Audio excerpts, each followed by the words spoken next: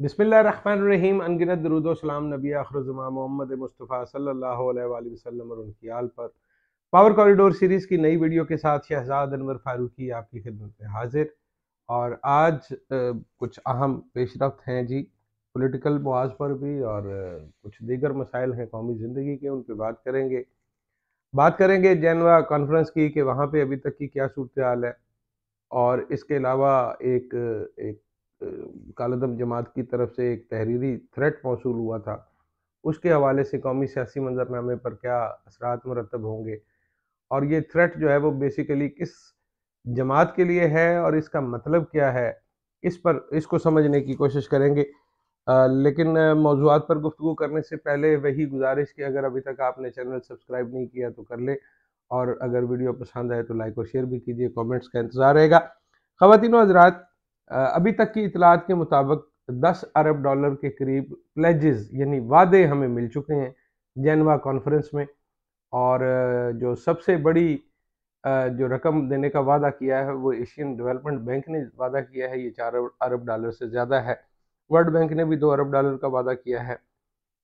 कुछ वादे जो हैं वो चीन, सऊदी अरब, जर्मनी, जापान और दीगर ममालिक ने भी किया है। तो अगर हम इनका मजमुआ लगाएं तो ये कोई 10 अरब डॉलर के लगभग है। एशियन इंफ्रास्ट्रक्चर जो है इन्वेस्टमेंट बैंक, उनकी तरफ से भी एक वादा मिला है जी। ये तमाम वादे हकीकत कब होते हैं, कैसे होते हैं? चूँकि हमारा नुकसान जो सैलाब से हुआ है उसका तखमीना तो 16 अरब डॉलर से ज़्यादा का है। और मुकम्मल रिहैबिलिटेशन या बहाली के लिए तो हमें 40 अरब के लगभग, 40 अरब डॉलर की बात कर रहे हैं, 40 अरब रुपए की बात नहीं हो रही, वो हमें दरकार है। अब ये देखिए कि ये रकम हमें किस तरह और कब मौसूल होती है। वो वादे जो हैं वो वादे तो हमें पहले भी मिलते रहे जी, मुख्तलिफ औकात में मुख्तलिफ हवालों से।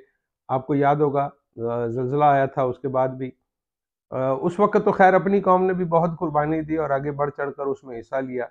अभी क्रेडिबिलिटी का इशू है, तो महँगाई भी बहुत है, लोग किस तरह से पैसे दें, लोगों को समझ नहीं आ रही। अच्छे भले लोग जो हैं, जो पैसे देने वाली पोज़ीशन में थे, वो अब खुद पैसे लेने वाली पोज़ीशन में आ गए हैं। तो मुआशी बदहाली का सीन तो आपके सामने ऑन है। वादे की बात अगर हम करें तो वो कहते हैं ना जी कि तेरे वादे पे जिए हम, तो ये जान झूठ जाना कि खुशी से मर ना जाते अगर एतबार होता।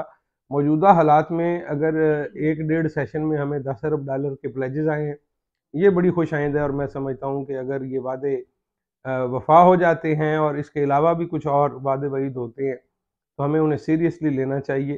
क्योंकि इस वक़्त जो ज़र मुबादला के ज़खायर हैं, वो बहुत नीचे हैं और तारीख़ की कम तरीन सतह के बहुत पास हैं। पाकिस्तान के पास ट्रेड के लिए पैसे नहीं हैं, जिसकी वजह से हम जो अशियाए ज़रूरिया हैं वो भी बाहर से नहीं मंगवा पा रहे। तो ऐसे में डॉलर्स का इनफ्लो पाकिस्तान में बहुत खुशाइंद है। और मेरी तो दुआ है, और मेरा ख़्याल में हम सबको दुआ करनी चाहिए कि जितने ममालिक और इदारे वहाँ पर इकट्ठा थे पाकिस्तान के लिए, वो अपने वादे पर पूरा उतरे। अब वज़ीर-ए-आज़म पाकिस्तान का एक बड़ा दिलचस्प बयान सामने आया जी, कि उन्होंने कहा कि मैंने IMF से कहा है कि वो ज़रा हाथ हौला रखें और रहमदिली और नरमदिली से काम लें। ये कभी-कभी मेरी समझ से बाहर हो जाता है कि इस तरह के कमेंट पास करने की क्या ज़रूरत है। कभी आप कहते हैं कि जी मैं हम भिखारी नहीं हैं, हम तो बस मुश्किल हालात हैं और हम आपकी पाई-पाई उतार देंगे। ये बिल्कुल एक्स्ट्रा जो मिर्च मसाला या डालने वाली बात है, इससे हासिल वसूल कुछ नहीं होता। इससे तो हमारा मज़ाक बनता है जी, फ्रैंकली स्पीकिंग। और हुकूमत की जो मुखालिफ जमात है वो तो इसका भरपूर फ़ायदा उठाती है। तो इस तरह के इज़ाफ़ी रिमार्क से परहेज़ होना चाहिए। एक डेकोरम है, वज़ीर-ए-आज़म पाकिस्तान दुनिया की 7वीं एटमी क़ुव्वत के वज़ीर-ए-आज़म हैं और 24 करोड़ अवाम के वो सरबराह हैं। तो उनको ये चाहिए कि बात करते हुए वो ज़रा ये ध्यान में रखें कि एक आम आदमी की इज़्ज़त-ए-नफ़्स उससे मजरूह ना हो। गो कि इज़्ज़त-ए-नफ़्स वाला जो मामला है उसको तो हम बहुत अरसे से गिरवी रख चुके हैं। लेकिन इसके बावजूद तकलीफ़ होती है जब कभी इस तरह का बयान कोई नज़र से गुज़रता है जनाब। अच्छा जी, 3 तारीख़ को, 3 जनवरी को एक तहरीरी धमकी आमेज़ ख़त जो है वो जारी हुआ है एक कालादम जमात की तरफ से।